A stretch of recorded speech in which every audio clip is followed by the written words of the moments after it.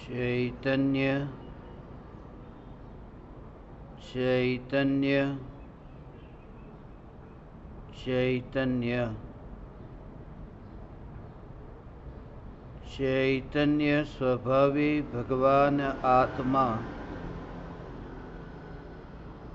अनादि अनंत शुद्ध चैतन्य मात्र है, ज्ञान मात्र है। मैं शुद्ध चैतन्य मात्र, ज्ञान मात्र, भगवान आत्मा हूँ। पृथ्वी के पिंड से न्यारा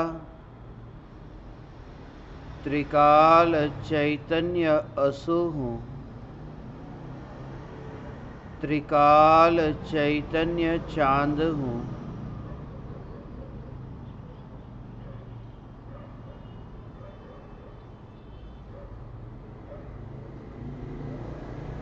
अनित्यता क्षणभंगुरता मेरी पहचान नहीं, इसलिए प्रति समय परिणमित होते परिणाम मेरी पहचान नहीं।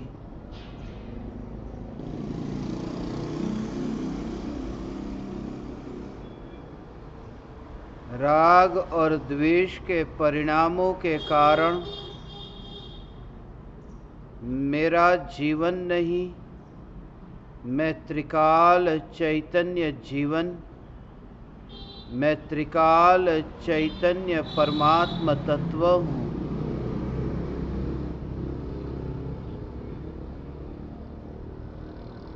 मैं त्रिकाल निष्क्रिय चैतन्य ज्ञायक देव हूँ। जिस ज्ञायक देव में कोई क्रिया नहीं, ऐसा निष्क्रिय ज्ञायक देव मैं हूँ।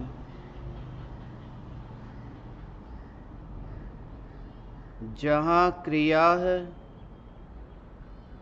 वहाँ परिणमन है। ध्रुव ज्ञायक देव अपरिणामी है, निष्क्रिय है, जो मात्र सत्ता स्वरूप है।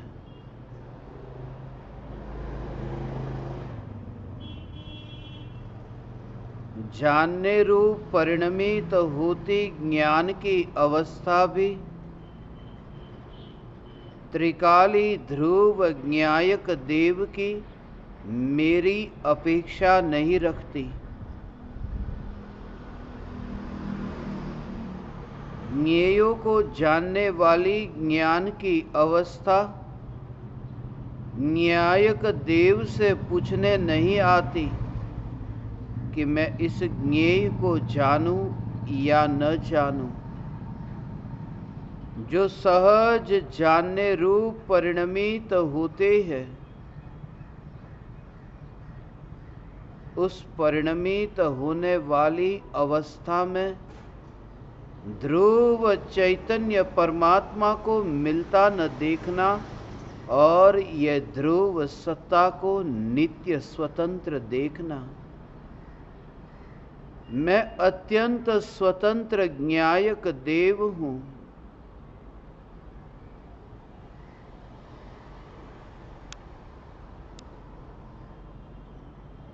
श्री सद्गुरु भगवंत सम्यक दृष्टि ज्ञानी धर्मात्मा प्रत्यक्ष सद्गुरु के योग में रहकर इतना अहोभाव आए कि आप ही मेरे लिए सर्वस्व हो, फिर भी श्रद्धा ऐसी अचल है कि हे गुरुदेव, आपके बिना भी मेरा कार्य अटकने वाला नहीं है।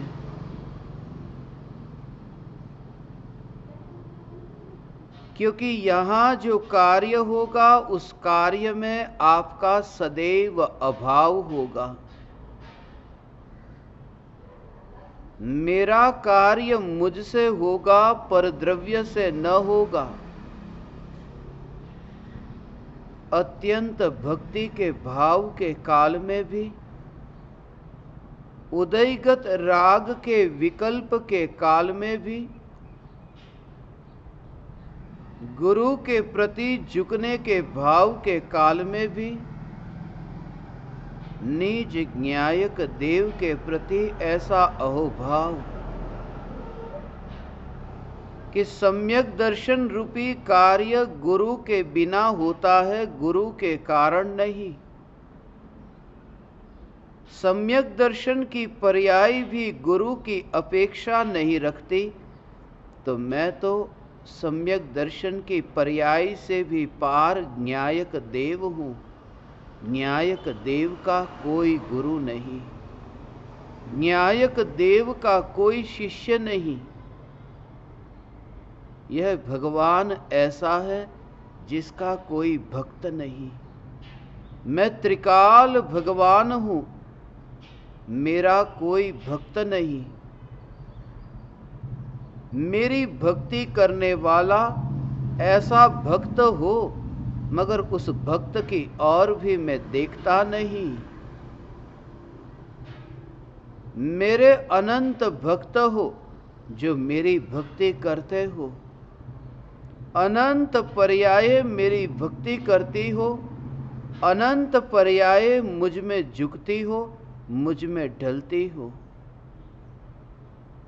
मगर फिर भी ढलने वाली पर्याय की ओर जिसका ध्यान नहीं चाहता, क्योंकि ध्यान का स्वभाव पर्याय का है, ध्रुव न्यायक का नहीं।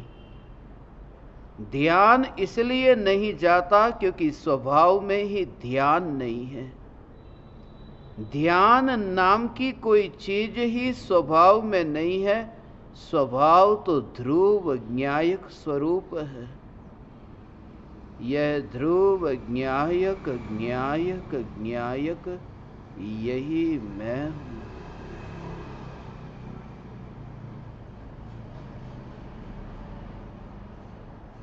राख के परमाणुओं के ढेर में भगवान आत्मा नहीं है। हड्डियों के ढेर में यह न्यायक देव नहीं है। विष्टा के ढेर में यह चैतन्य परमात्मा नहीं है। मांस खून हड्डी में यह चैतन्य परमात्मा नहीं है।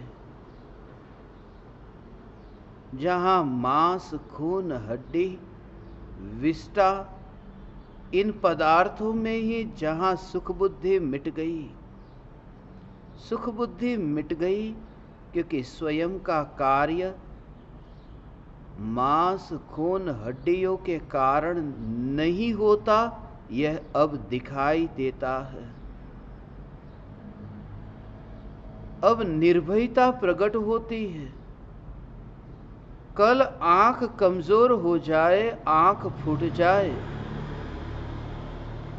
कल यदि कान से सुनाई न दे और इंद्रियां शिथिल हो जाए, फिर भी सर्वज्ञत्व शक्ति संपन्न न्यायक देव में से किंचित भी शक्ति अल्प नहीं होती, घटती नहीं। यह न्यायक देव अनंत शक्तिशाली सदाकाल है।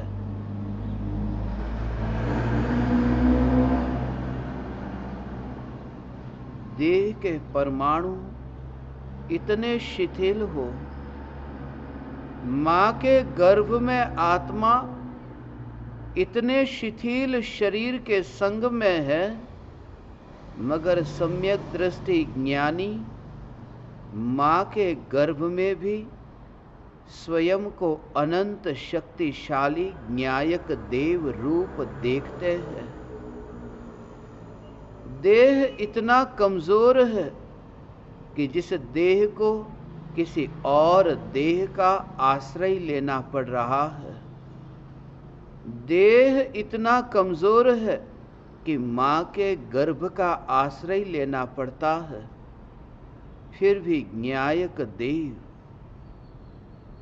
जो मां के गर्भ का आश्रय नहीं लेता, क्योंकि कमजोर बालक के देह का भी आश्रय नहीं लेता, मैं वहां गया ही नहीं। मैं मां के अंधेरे से भरे हुए गर्भ के ग्रह में नहीं गया, क्योंकि चैतन्य ज्योति अंधेरेमयी अंधकारमयी गर्भगृह में कैसे जा सकती है। मैं त्रिकाल चैतन्य ज्योति, मैं त्रिकाल चैतन्य ज्योति अंधेरे में नहीं जाने वाला, विकल्प के अंधेरे में नहीं जाने वाला। अनंत विकल्पों की परंपरा चले, मगर ऐसी स्वतंत्रता राख और राग में भी अब भेद न दिखाई दे। राख भी जड़ है और राग भी जड़ है, और मैं चैतन्य परमात्मा सदैव चैतन्य रस से परिपूर्ण हूं। राख की दीवार, ये देह के परमाणु एक दृष्टि पलट जाए, कुछ वर्षों के बाद में जो दुनिया देखेगी कि ये राख है, वही दृश्य जब स्वयं को दिखाई देता है, कुछ वर्षों के बाद नहीं, अभी यही देह के परमाणु वर्तमान में ही इस रूप में दिखाई दे। आवरण है राख का। स्मशान में ये चिता जली, हड्डियां है, हड्डियों का आकार है, हड्डियों के ऊपर राख लिपटी हुई है, मगर मैं अपवित्र नहीं हुआ, क्योंकि मैं हड्डियों को छूने न गया। मैं चैतन्य परमात्मा हड्डियों के पास भी न गया, और हड्डी के ऊपर लगा हुआ जो आवरण है, हड्डी को ढकने के लिए जो मांस है, हड्डी को ढकने के लिए जो राख है, ये सब हड्डियों को ढकने वाले पर्दे हैं।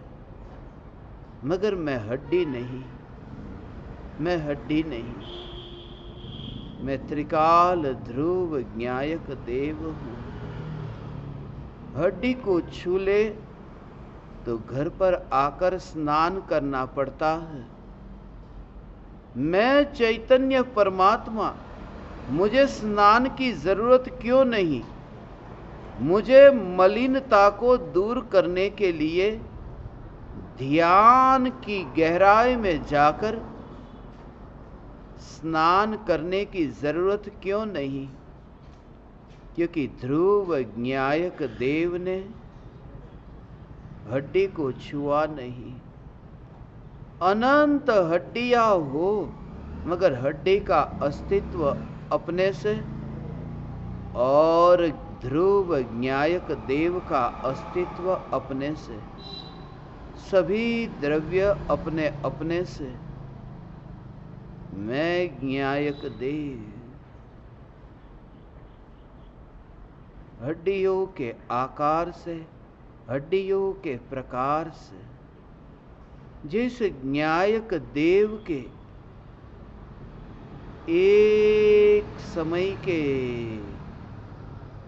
स्वरूप में, एक समय के लिए कोई परिवर्तन न आए, यह ध्रुव ज्ञायक सत्ता, यह मैं हूं। न्यायक।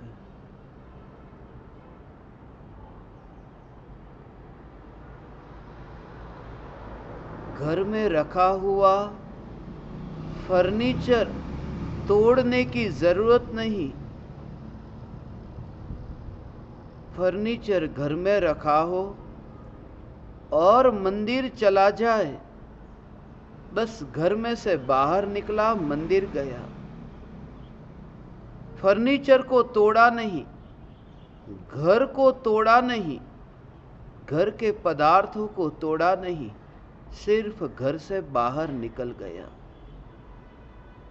जिस उपयोग का विषय ये मनुष्य देह बनता था, उपयोग ही अब परमात्मा के पास पहुंच गया।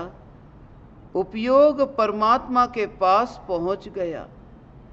उसका भाव कि उपयोग उपयोग में समा गया, ज्ञान ज्ञान में समा गया, ज्ञान ज्ञानमयी हो गया और देह जैसा है ऐसा ही रह गया।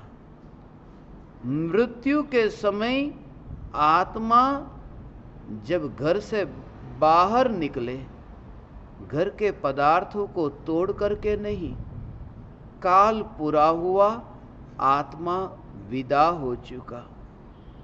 मिथ्यात्व की मृत्यु हुई, उपयोग परमात्मा में ढला, उपयोग परमात्मा में समाया और ये देह ऐसा का ऐसा ही रह गया। फिर इस देह के परमाणु अब 5-25 वर्ष के बाद बिखरे स्मशान में, या फिर अभी बिखरे बिना ही पड़े रहे स्मशान में। मगर मैं न्यायक देव स्मशान में नहीं, मैं त्रिकाल ध्रुव अपनी सत्ता में हूं। यह सत्ता मात्र न्यायक में।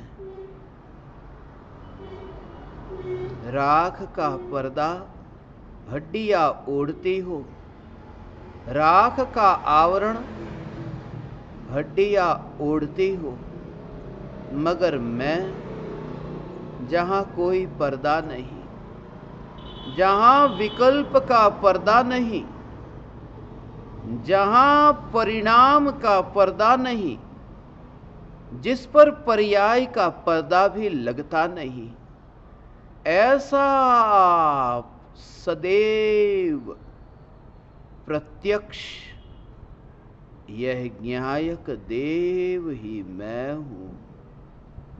न्यायक देव ही मैं हूं जो सदैव प्रत्यक्ष हूं। सदैव प्रत्यक्ष न्यायक देव, सदैव प्रत्यक्ष न्यायक देव, सदैव प्रत्यक्ष न्यायक देव।